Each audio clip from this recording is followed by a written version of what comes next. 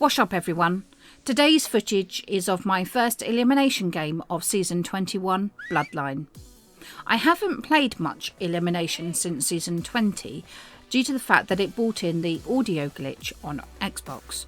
The one where the sound was affected when someone threw an explosive at you and you had to play the rest of the game like you were in a goldfish bowl. And if you were like me, you kept swallowing to try and pop your ears. If you didn't come out of the game, as in out of Vigor, quit it and then go back in, you would continue to have the audio glitch every game. This was very annoying, especially if you were in a team of eliminations with your friends and you forgot to exit the game between matches due to chatting or your mates sending you in before you had reset.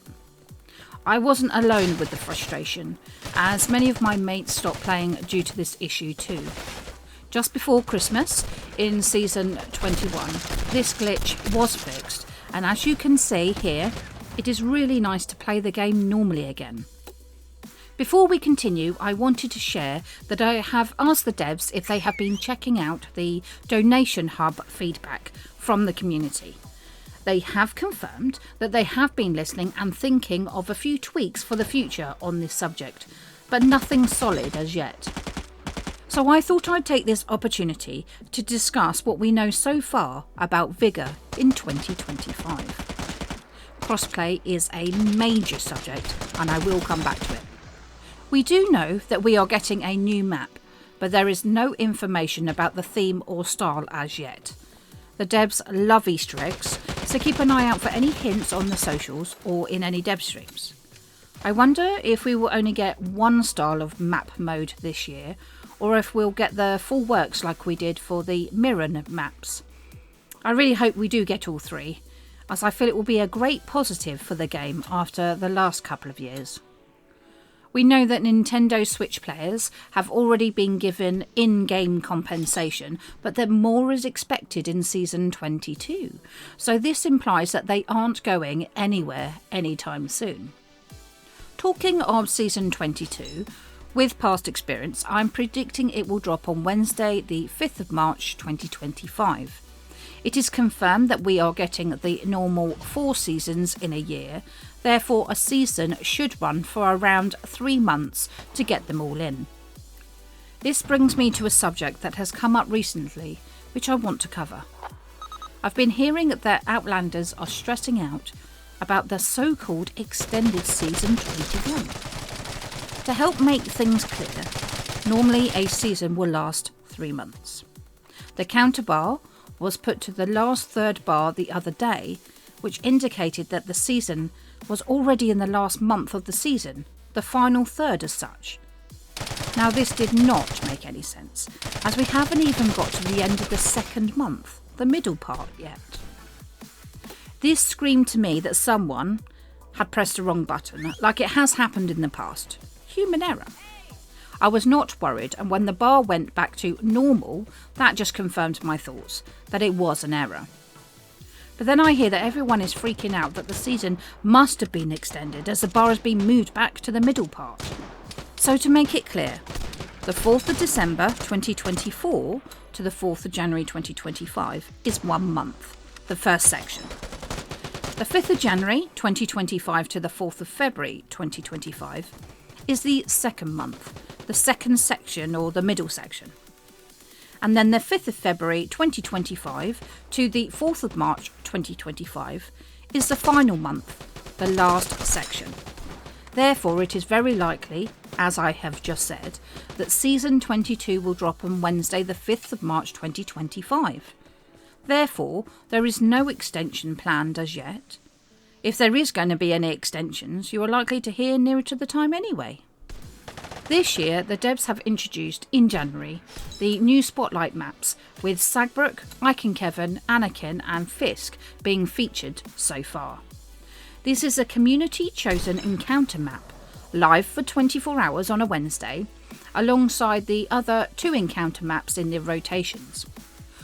What do you, as the community, think about this option? How do you think it is working?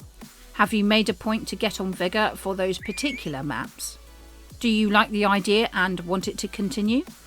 Do you want it to be more of a permanent idea so that every day has a 24-hour map? Or do you prefer it as it is right now, being weekly? Do you recommend any tweaks? Or maybe you feel that it has made no difference at all? Please share your thoughts in the comments below. What I can confirm is that they plan to continue the Wednesday 24-hour Spotlight encounter maps into February, and will use the feedback and data to see if it's worth making it more permanent in some way. I believe the devs may share more information about the new voting process for the February maps on their socials very soon, so keep your eyes peeled for that. On the 12th of January 2025, the devs asked the community on the socials, how far are you along in the Battle Pass? And what I noticed was the amount of Outlanders that had commented on the XP grind. It was not a pretty sight. There were a few admitting that they were grinding to level 25 and then paying for the Battle Pass with the 25 levels option, as that was the only way they could actually complete it. This made me think that Outlanders have come to the understanding that the XP will stay where it is now and that they have to come up with other means to finish it. Not everyone can afford the Battle Pass and 25 levels option unless they have been saving up and not buying other cosmetics. Unfortunately, the partners' Battle Pass codes that we give away every season are restricted to only the normal Battle Pass. The completion of the Battle Pass is normally associated with getting those plans, except this season, which has none. But I feel that many Outlanders will not grind the XP as much, as they will just wait for the plan to come to them with the donation crate over time. I feel that Outlanders will choose how much they really want the new plans in that season, and if it's not that great, they will be willing to wait it out. On the 1st of January 2025, the devs shared the Vigor recap information for 2024 on the socials. I was very open about one of the figures being incorrect in my opinion, as it didn't make sense with the figures we had seen over the year on PC and the other recap figures over the years before. I warned the community on my socials that they shouldn't take this particular figure seriously. The Vigor recap clearly implied that in 2024 there was 22.63 million unique Outlanders.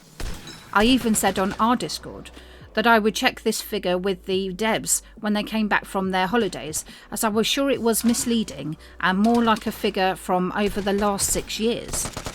I do apologise, as I did forget to ask the devs for clarification when they came back. But then on the 23rd of January 2025 on the socials, Bohemia Interactive shared their 2024 recap with a player base across all of their games being 17 million. I checked with the devs and they confirmed that the 22.63 million unique Outlander figure was since full release back in 2019 and that they were sorry for any confusion. The devs then openly shared this, including on my socials, which I thought was very brave and professional. I think I was just relieved to know that I was correct after my boldness with the facts. On Wednesday, the 29th of January 2025, the devs shared that console crossplay is due to come early February 2025.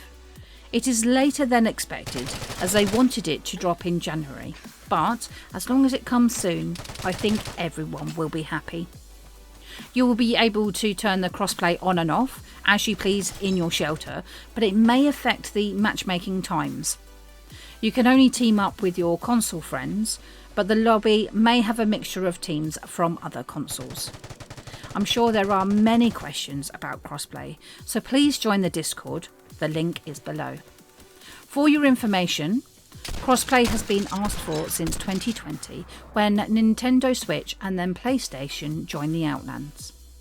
Please note that there is no current ETA on the PC crossplay.